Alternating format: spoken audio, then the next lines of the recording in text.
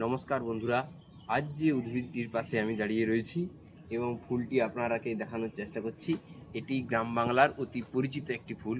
এটি হলো জবা। এর ইংরেজি নাম হিবিস্কাস, এর বিজ্ঞানসম্মত নাম হিবিস্কাস রোজাসিয়েন্থেসিস।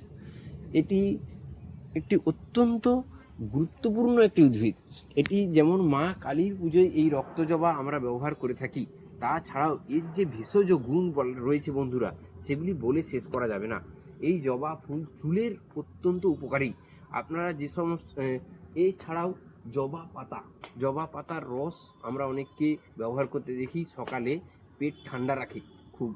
এছাড়াও জবা আমাদের কাছে বিভিন্ন প্রজাতির জবা হয়ে থাকে, পঞ্চমুখী জবা, এবং এই যে দেখতে পাচ্ছেন বন্ধুরা, 5টি পাপড়ি সমৃদ্ধ একটি এবং হাতির শুলের মতো এর যে গর্ভমুণ্ড এবং পুংদণ্ডগুলি রয়েছে, এটি একটি অত্যন্ত সুন্দর একটি ফুল বন্ধুরা। কত সুন্দর একটি ফুল, 5টি পাপড়ি সমৃদ্ধ এইটি ফুলটিকে আমি ভালো করে লক্ষ্য করতে পারবো বন্ধুরা। আপনারা যারা বাগান করতে চান, তারা বাগানে অবশ্যই জবা গাছকে ঠাঁই দিন, কারণ এর ভেষজ গুণ রয়েছে। এটি পুজোতেও, মা কালীর পুজোয় ব্যবহার হয়।